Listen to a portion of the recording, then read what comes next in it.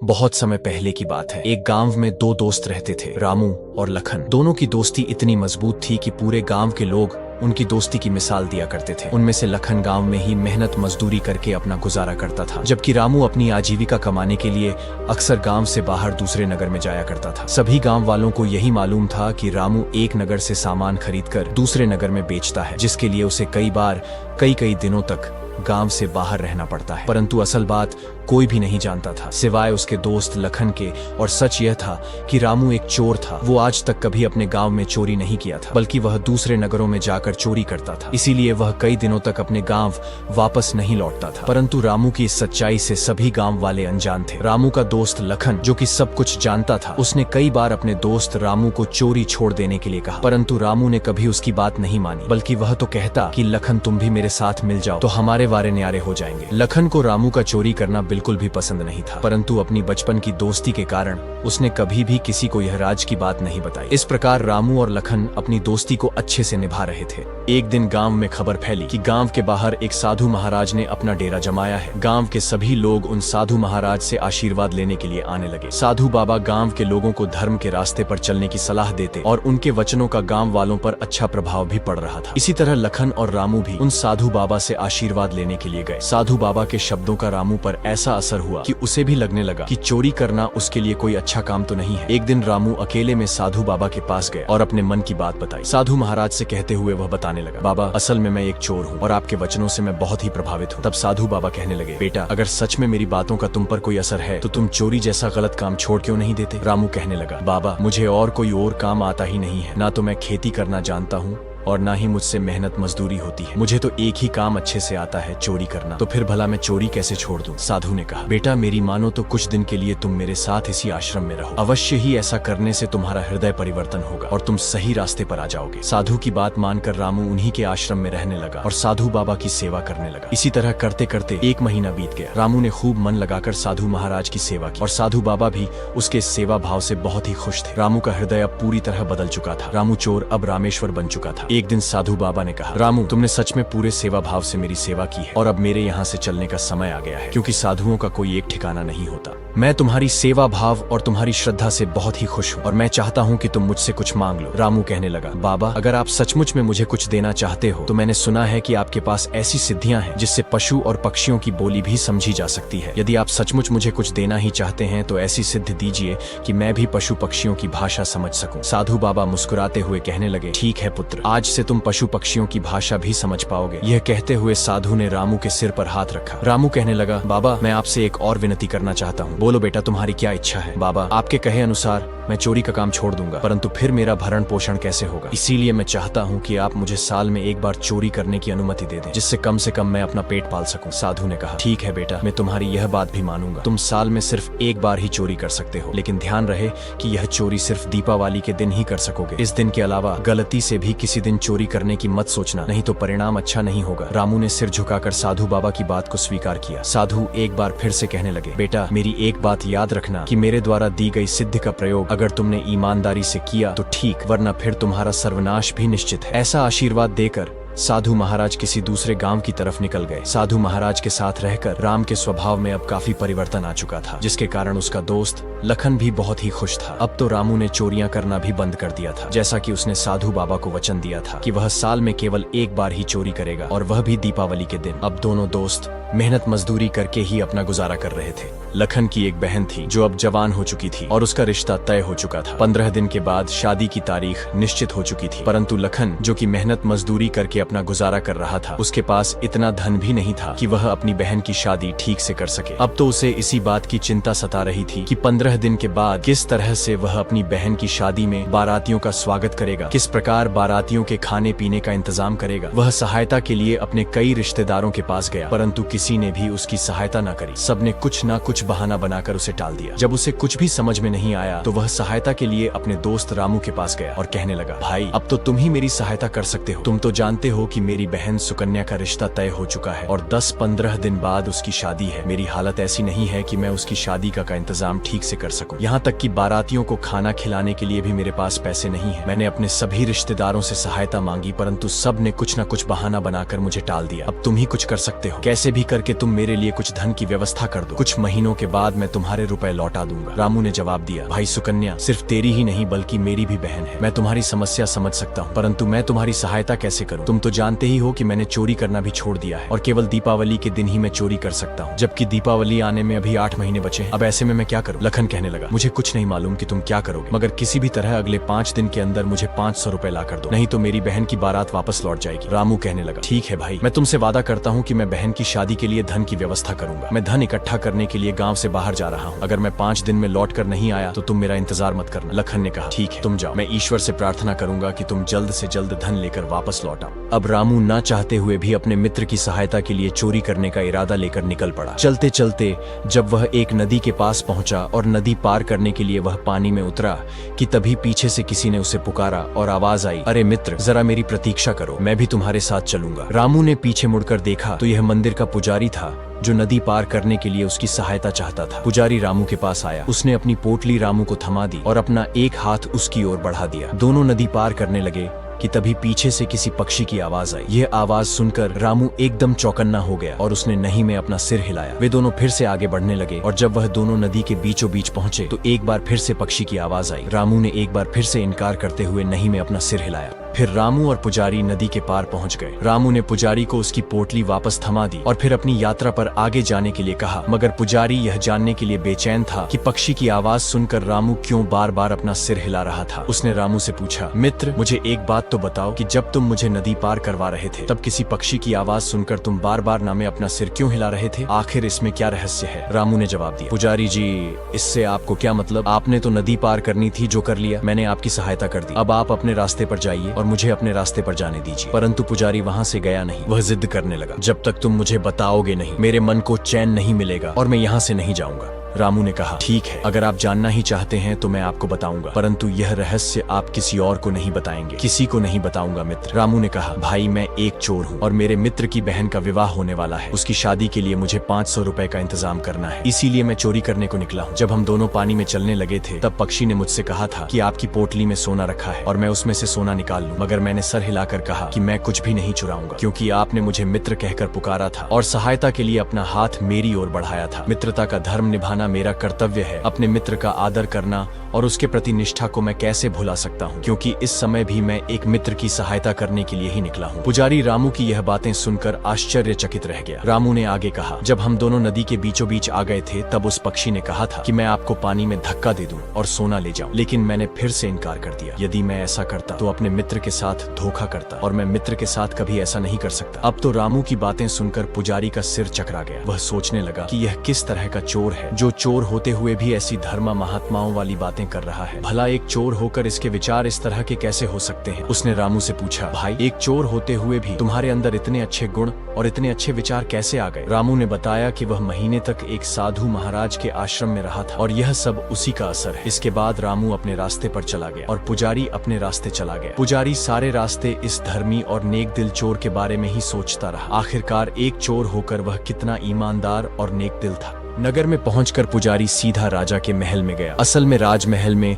आज ब्राह्मण भोज का आयोजन किया गया था और वह पुजारी इसीलिए राजमहल में आया था। महल में भोजन करने के बाद वह राजा से मिला तो उसे लगा कि इस चोर के बारे में राजा को बताना चाहिए, मगर यह बात वो राजा से अकेले में बताना चाहता था ताकि किसी और को इस बात का पता न लगे। जब राजा अपने बगीचे में अकेले टहल रहे थे तब पुजारी मौका देखकर राजा के पास पहुंचा और राजा को सारी कहानी सुनाई कि किस तरह से उसे नदी पार करने के लिए एक चोर की सहायता लेनी पड़ी। वह चोर बहुत ही ईमानदार, धर्मी और ज्ञानी था। पुजारी की बात सुनकर राजा कहने लगा, चोरी करना तो एक बहुत बड़ा पाप है। जिसने भी ऐसा किया मैं खुद इसकी जांच करना चाहूंगा। तुम मुझे उस चोर का पता ठिकाना बता दो। पुजारी कहने लगा, महाराज, मैं उस चोर का पता ठिकाना तो नहीं जानता, परंतु वह इसी नगर की तरफ आ रहा था और मैं आपको उसका हुलिया और वेशभूषा बता सकता हूँ, जिससे आप बड़ी आसानी से उसे पहचान पाएंगे। और मुझे पक्का विश्वास है कि नगर में आते ही वह सबसे पहले सिर छिपाने की जगह ढूंढेगा और उसके लिए वह नगर की सबसे पहली सराय में ही जाएगा। मैं पक्के तौर पर आपको कह सकता हूँ कि वह आपको नगर की सबसे पहली सराय में ही मिलेगा। इसके बाद पुजारी ने उस चोर का पूरा लिया और उसकी वेशभूषा, कपड़ों का रंग, सब कुछ महाराज को समझा दिया, जिससे कि वह चोर को देखते ही पहचान ले। चोर के बारे में सारी जानकारी लेने के बाद राजा ने मक्के की 2 रोटियां बनवाई और उनको एक पोटली में रखा। इसके बाद अपना वेश बदलकर और एक साधारण आदमी का वेश बनाकर वह उस सराय में जा पहुंचा। सराय में राजा ने चोर को पहचान लिया क्योंकि पुजारी ने उसका हुलिया और उसकी वेशभूषा अच्छी तरह से राजा को समझा दिया था। राजा चोर के पास गया और उससे बातचीत करने लगा। जब रामू चोर ने राजा से पूछा, आप कौन हैं? तो राजा ने कहा, मैं एक चोर हूँ और चोरी की फिराक में घूम रहा हूँ। रामू ने कहा, भाई मैं भी एक चोर हूँ, क्यों ना हम दोनों मिलकर चोरी करें? मैं आज रात वह सामने वाली दुकान में आधी रात के बाद चोरी करने वाला हूँ। राजा ने कहा, मुझे भी 200 रुपयों की आवश्यकता है, क्यों ना आज रात हम दोनों मिलकर उस दुकान का ताला तोड़ दें।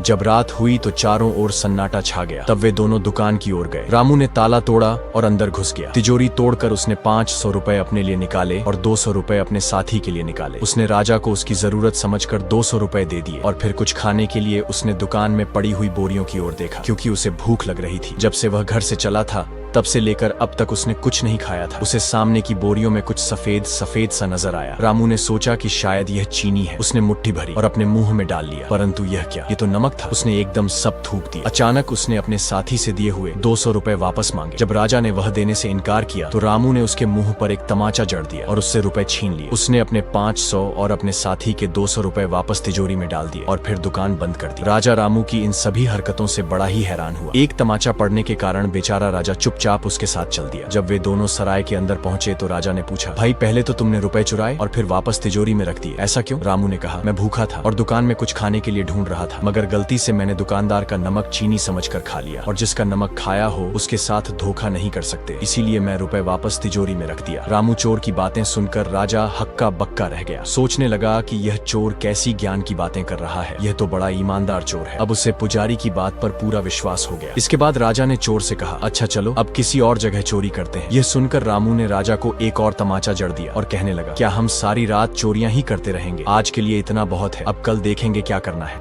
राजा ने अपनी पोटली से रोटियां निकाली और रामू चोर को खाने के लिए दी। इसके बाद राजा ने पूछा, अच्छा अब यह तो बताओ कि अगर कल चोरी करनी है तो तुम मुझे कहाँ मिलोगे? रामू ने कहा, इसी सराय के पीछे, मैं रात के समय तुम्हारा इंतजार करूंगा। इसके बाद राजा अपने महल में वापस लौट गया, परंतु उसे नींद नहीं आ रही थी। वह सारी रात उसी चोर के बारे में सोचता रहा कि यह किस तरह का रहस्यमय चोर है जो एक तरफ तो चोरी जैसा काम करता है, दूसरी तरफ ज्ञान और धर्म की बातें करता है और तो और साला तमाचा भी बड़ा तेज मारता है। अगली रात जब राजा एक साधारण आदमी के वेश में सराय के पीछे पहुंचा तो रामू भी उसे वहीं पर मिल गया। राजा ने उसे खाने के लिए रोटियां दी। जब वे दोनों खा पी कर मस्त हो गए तो राजा ने कहा, भाई ये छोटा मोटा खजाना हम कब तक लूटते रहेंगे, क्यों नहीं आज हम कोई बड़ी माल चोरी करें? रामू ने कहा, पर भाई उसके लिए क्या करना होगा? राजा ने कहा, चलो भाई आज रात हम राजा का खजाना लूटते हैं। रामू ने कहा, भाई वहाँ धन तो बहुत है लेकिन खतरा भी उतना ही है। राजा कहने लगा, तुम उसकी चिंता मत करो, मुझे राजा के महल और खजाने के सारे रास्ते मालूम है, क्योंकि मैं पहले राजा के महल में पहरेदार था, इसलिए अब हम आसानी से चोरी कर पाएंगे। असल बात तो यह थी कि राजा रामू को चोरी करते हुए रंगे हाथों पकड़ना चाहता था और साथ ही अपने पहरेदार को भी परखना चाहता था कि वे लोग सावधानी से पहरा देते हैं या नहीं। जब वे दोनों राजमहल के पास पहुंचे तो देखा कि तीनों पहरेदार गहरी नींद में सोए पड़े थे, जबकि एक कुत्ता पहरेदारी कर रहा था। कुत्ता उन्हें देखकर कुछ नहीं किया और उन्हें अंदर जाने दिया, क्योंकि वह राजा को पहचान गया। राजा ने रामू को महल के सारे रास्ते बताए। रामू खजाने वाले कमरे तक पहुंचा और वह ताला तोड़ने लगा कि तभी एक पक्षी बोला और कुत्ता भौंकने लगा। रामू ने राजा से कहा कि तुम यहीं पर बाहर खड़े रहो, मैं अंदर जाकर तिजोरी का ताला तोड़ता हूँ। इस तरह राजा खजाने वाले कमरे के बाहर खड़ा हो गया और रामू कमरे के अंदर चला गया।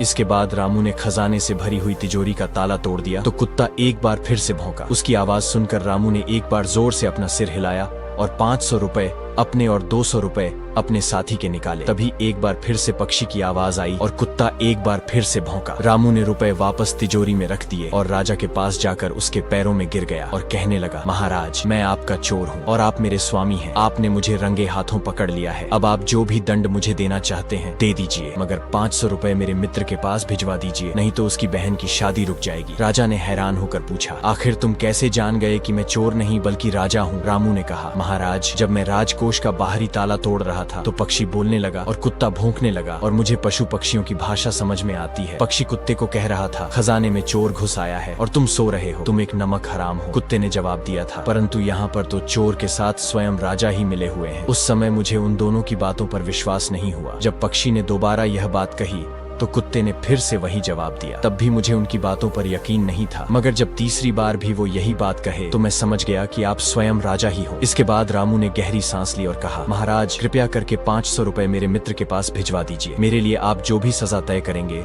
मुझे मंजूर है। अगली सुबह राजा ने अपना दरबार लगाया और सभी दरबारियों को रामू चोर की पूरी बात बताई। रामू को भी दरबार में पेश किया गया। राजा ने पूछा, भाई बड़े ही आश्चर्य की बात है कि एक तरफ तो तुम चोर हो परंतु दूसरी तरफ तुम ज्ञान और धर्म की बातें करते हो, आखिर यह कैसे संभव है कि एक चोर ऐसी अच्छी अच्छी बातें करे? जिस दुकानदार का तुमने नमक खाया उसके यहाँ पर तुमने चोरी नहीं की। जिस ब्राह्मण को तुमने नदी पार करवाई उसने तुम्हें मित्र कहा, इसीलिए तुमने उसका धन भी नहीं चुराया। आखिर यह सब क्या रहस्य है? एक चोर के अंदर ऐसे सद्गुण कैसे हो सकते हैं? तब रामू ने कहा, महाराज, यह सारा ज्ञान और अच्छी बातें मैंने एक साधु महाराज से सीखी थी। उन्होंने ही मुझे पशु पक्षियों की भाषा समझने का आशीर्वाद भी दिया था। असल बात तो यह है कि पहले मैं एक बहुत ही खतरी चोर था और आए दिन चोरियां करता रहता था, परंतु उन साधु महाराज के वचनों ने मुझे सही रास्ते पर ला दिया। अब मैं साल में केवल एक बार दीपावली के दिन ही बाजार से कुछ जरूरत का सामान उठा सकता हूँ, जिसकी अनुमति मुझे साधु महाराज ने दी थी। परंतु आज मैंने अपना ही संकल्प तोड़ा है, क्योंकि मैं अपने मित्र की सहायता करना चाहता हूँ। अगर 3 दिन में उसके पास 500 रुपए नहीं पहुँचे तो बारात उसके घर से वापस लौट जाएगी और उसकी बहन की शादी रुक जाएगी। अगर ऐसा हुआ तो सारा जीवन उसे इसी कलंक के साथ जीना पड़ेगा। मेरी आपसे गुजारिश है कि आप 500 रुपए मेरे दोस्त के घर पर पहुंचा दीजिए, वह मेरी प्रतीक्षा कर रहा होगा। मैंने उससे कहा था कि मैं 5 दिनों के अंदर अंदर धन लेकर आऊंगा। राजा ने कहा, ठीक है, मैं एक राजदूत को भेजकर तुम्हारे मित्र के घर पर 500 रुपए भिजवा देता हूँ। राजा ने उसी समय अपने नेक राजदूत को रामू के मित्र लखन के घर का पता बताया।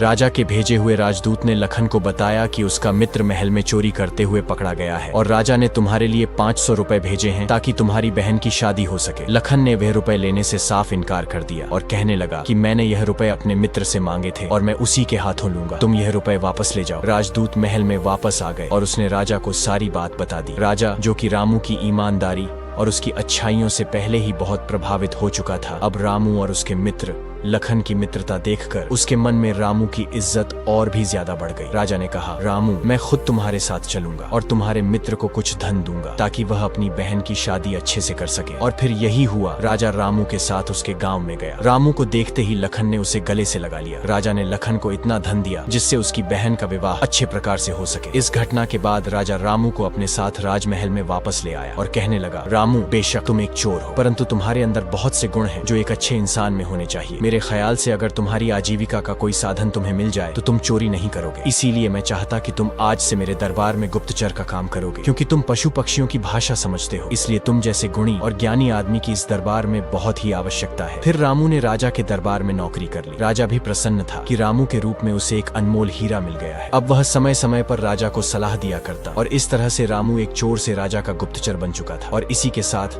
हमारी कहानी समाप्त होती है। एक गांव में 2 दोस्त रहते थे, रामू और मंगरू। दोनों की काफी अच्छी और पुरानी दोस्ती थी।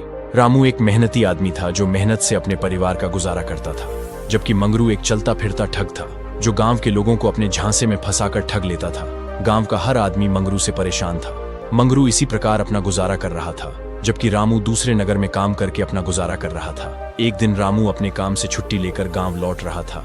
जब वह अपने गाँव के रास्ते पर पहुंचा तो एक और राहगीर उसके साथ हो गया। उस राहगीर को भी उसी तरफ किसी दूसरे गांव में जाना था। रामू बहुत ही खुश हुआ कि चलो सफर में कोई साथी मिल गया। उसने सोचा कि अब सफर आसानी से कट जाएगा और हम बातें करते हुए जाएंगे तो थकावट भी महसूस नहीं होगी। मगर हुआ यूं कि दोनों चुपचाप काफी दूर तक चलते रहे। दोनों ने ही एक दूसरे से कोई बात नहीं की। रामू अपने साथी की इस खामोशी से बड़ा ही परेशान हो गया और बोला, भाई, हम दोनों इतनी दूर से साथ साथ चलते हुए आ रहे हैं, मगर यह कितनी अजीब बात है कि आपने मुझसे कोई बात नहीं की। कुछ तो बोलो ताकि सफर आसानी से कट सके। उस राहगीर ने जवाब दिया, देखो भाई, मैं ऐसे ही बात नहीं करता। मैं एक बात बताने के 4 आने लेता हूँ।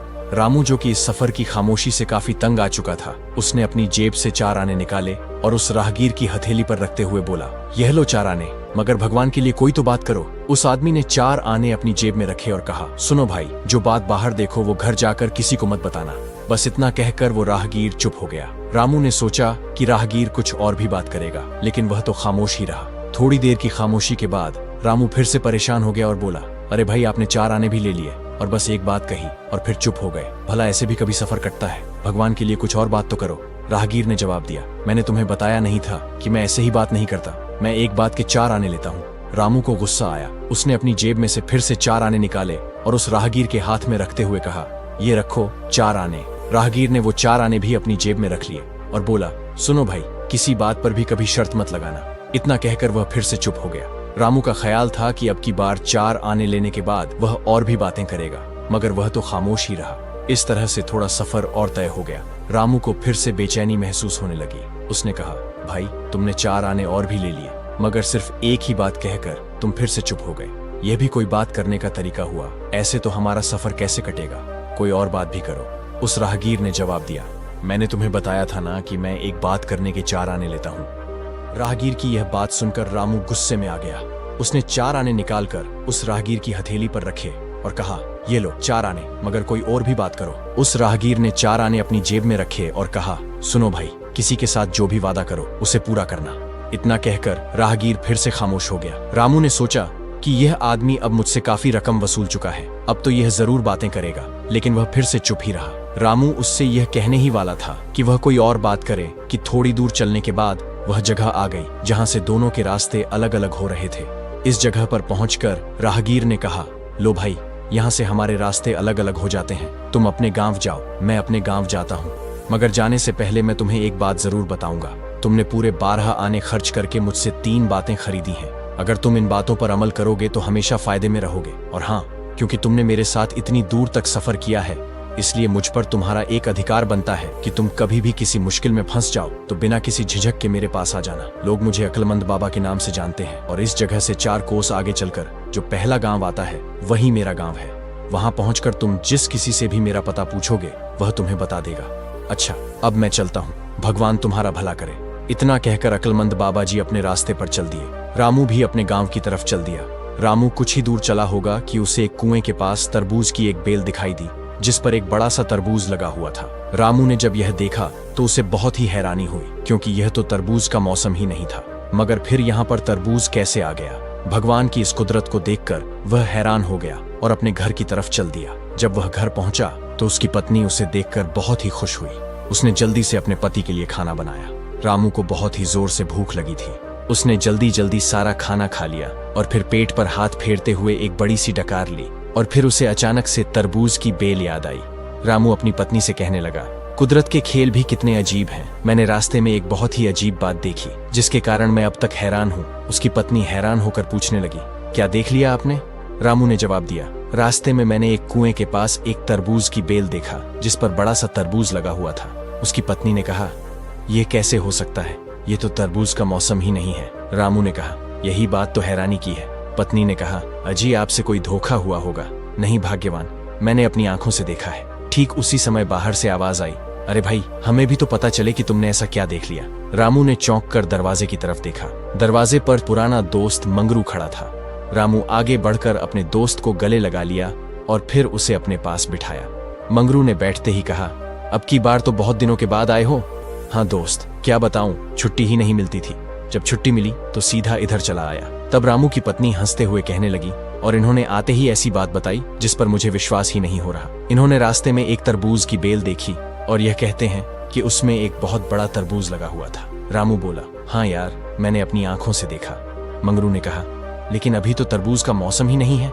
हाँ, मौसम तो नहीं है, लेकिन मैंने अपनी आंखों से देखा है। गांव की तरफ आने वाली सड़क के किनारे पर एक कुएं के पास बड़ी सी बेल लगी हुई थी। अगर तुम चाहो तो मैं तुम्हें अभी दिखा सकता हूँ, कुछ ज्यादा दूर नहीं है। मगर मंगरू कहने लगा, नहीं, मैं तुम्हारी बात को नहीं मानता। तू भाभी को झूठ बोल सकता है पर मुझे नहीं। मैं शर्त लगाकर कह सकता हूँ कि तुम झूठ बोल रहे हो। रामू ने कहा, मैं भी शर्त लगाकर कह सकता हूँ कि मैं सच कह रहा हूँ। रामू की पत्नी कहने लगी, इस बात का फैसला तो अभी हो जाएगा, तुम दोनों वहीं पर जाकर देख लो, झूठ और सच का फैसला अपने आप ही हो जाएगा। मंगरू बोला, लेकिन मुझे पक्का विश्वास है कि तुम झूठे हो और मैं सच्चा हूँ। तो ठीक है, शर्त पक्की रही। इसके बाद रामू बोला, लेकिन अभी तो बहुत देर हो चुकी है और मैं थका हुआ भी हूँ। मंगरू बोला, कोई बात नहीं, मैं सुबह सवेरे ही आ जाऊंगा और फिर तुम मुझे उस जगह पर ले जाना। अगर तरबूज वहां पर हुआ तो तुम जीते और मैं हारा। अगर तरबूज वहां पर ना हुआ तो मैं जीता और तुम हारे। और साथ ही शर्त जीतने वाले को यह अधिकार होगा कि वह हारने वाले के घर की जिस चीज को भी हाथ लगाएगा वह चीज उसकी हो जाएगी। बोलो, मंजूर है? मंजूर है। इसके बाद मंगरू खड़ा हुआ और कहने लगा, अब तो मैं चलता हूँ, सुबह सवेरे आ जाऊंगा और फिर हम दोनों उस जगह पर चलेंगे। अगले दिन सुबह होते ही मंगरू उसके घर आया और फिर रामू उसे लेकर उस गड्ढे की तरफ रवाना हो गया जहां पर उसने तरबूज की बेल पर तरबूज लगा हुआ देखा था। वह जगह सिर्फ 2 कोस की दूरी पर ही थी। जब वे दोनों वहां पर पहुंचे तो रामू ने मंगरू को वह कुआं दिखाया, लेकिन यह क्या, कुएं के आसपास नजर डालते ही उसके होश उड़ गए।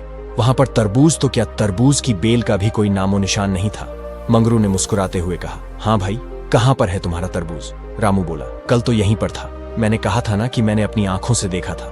मंगरू बोला, मुझे तो पहले से ही विश्वास था कि तुम झूठ बोल रहे थे और आज मेरी बात सही साबित हो गई कि तुम एक नंबर के झूठे हो। रामू कहने लगा, मैंने खुद अपनी आंखों से देखा था।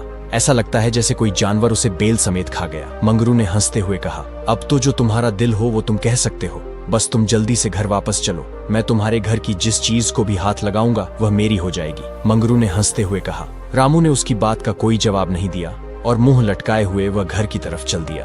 असल बात तो यह थी कि मंगरू अब बहुत ही ज्यादा बेईमान और मक्कार बन चुका था। उसने अपने दोस्त को भी नहीं छोड़ा। मंगरू ने एक चाल चली थी जिसके बारे में रामू को बिल्कुल भी नहीं पता था। मंगरू कल सीधा उस कुएं के पास ही गया था और उसने तरबूज की बेल को जड़ समेत उखाड़कर कहीं दूर फेंक दिया था।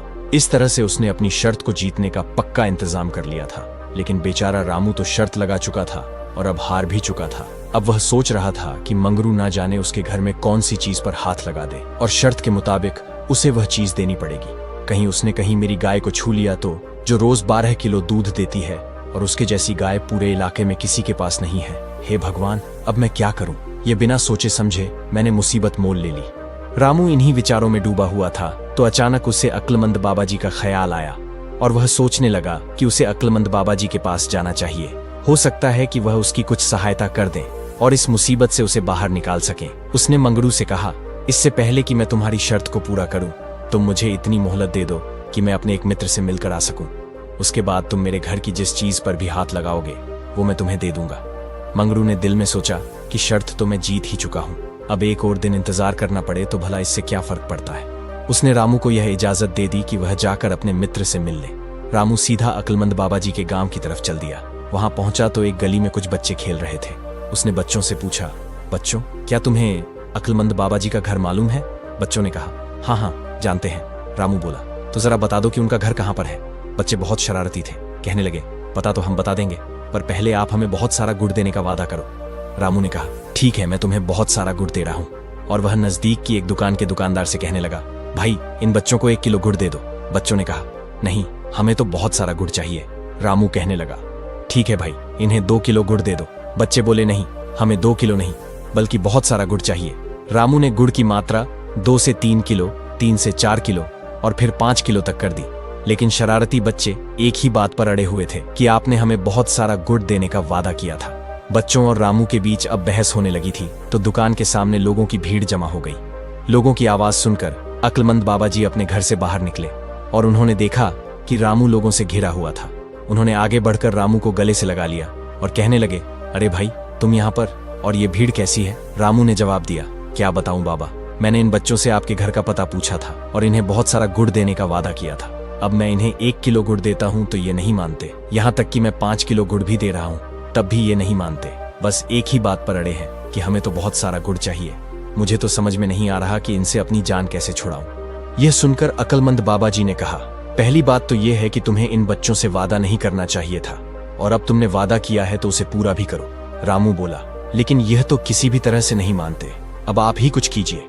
अक्लमंद बाबा ने दुकानदार से 1 किलो गुड़ लिया और फिर दुकानदार से तराजू लेकर उसके एक पलड़े पर 1 पांव गुड़ रख दिया और 3 पांव गुड़ उसके दूसरे पलड़े पर रख दिया और बच्चों की तरफ देखते हुए कहने लगे, क्यों बच्चों, इनमें से थोड़ा सा गुड़ कौन सा है? बच्चों ने 1 पाव गुड़ की तरफ उंगली से इशारा किया और फिर बाबा जी ने पूछा, इनमें से बहुत सारा गुड़ कौन सा है? बच्चों की उंगलियां 3 पाव गुड़ की तरफ उठ गईं। इस पर अक्लमंद बाबा जी ने कहा, तो उठाओ अपना बहुत सारा गुड़ और यहाँ से चलते बनो। बच्चों ने 3 पाव गुड़ लिया और वहां से चले गए। इसके बाद अक्लमंद बाबा जी रामू को अपने घर ले गए, उसका खूब सत्कार किया और उसके आने का कारण पूछा। रामू ने एक ही सांस में अपनी सारी कहानी सुना दी।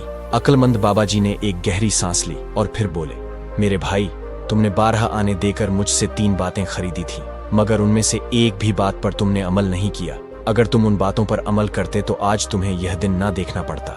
मैंने तुमसे पहली बात क्या कही थी कि जो भी बाहर देखो उसे घर में जाकर मत बताना। इसके बावजूद तुमने बाहर देखी हुई बात घर जाकर बता दी और तुम पर मुसीबत आ गई। दूसरी बात, मैंने यह कही थी कि किसी भी बात पर कभी भी तुम शर्त मत लगाना, लेकिन तुमने वह भी नहीं मानी और शर्त लगा ली। अब उसका नतीजा तुम्हारे सामने है। तीसरी बात, मैंने यह कही थी कि जो भी वादा करो उसे पूरा करना। इस पर भी अमल ना करने के कारण जो तमाशा अभी अभी बाहर हो रहा था वह तुम देख ही चुके हो। खैर, जो हुआ सो हुआ। तुम मुसीबत के मारे मेरे यहाँ पर आए हो तो तुम्हें मुसीबत से निकालना मेरा फर्ज है। इसके बाद अक्लमंद बाबा जी ने रामू को कुछ बातें समझाई कि उसे क्या करना है और किस तरह से करना है, और फिर उन्होंने रामू को उस रात अपने घर में ही रखा। दूसरे दिन रामू अक्लमंद बाबा जी से अनुमति लेकर अपने घर वापस चल दिया। घर पहुंचकर उसने मंगरू को बुलाया और कहा, जिस आदमी से मुझे मिलना था मैं मिलकर आ गया हूं। अब मैं अपने वचन के मुताबिक तुम्हारी शर्त को पूरा करने के लिए तैयार हूं। तुम कल सुबह यहाँ पर आ जाना। उसके बाद तुम मेरे घर की जिस चीज को भी हाथ लगाओगे वह तुम्हारी हो जाएगी। मंगरू ये सुनकर बड़ा ही खुश हुआ और अपने घर चला गया। उसके मन में तो लड्डू फूट रहे थे कि बस अब रामू की गाय मेरे कब्जे में आ जाएगी। इधर रामू ने यह किया कि अक्लमंद बाबा जी की सलाह के मुताबिक सुबह होने से पहले ही अपनी पत्नी की सहायता से घर की सारी चीजें घर की छत पर पहुंचा दी और अपनी गाय को भी खींच तान कर छत पर चढ़ा दिया। सुबह हुई तो मंगरू खुशी से झूमता हुआ उसके घर आया। रामू ने कहा, शर्त के मुताबिक मेरा घर तुम्हारे सामने हाजिर है।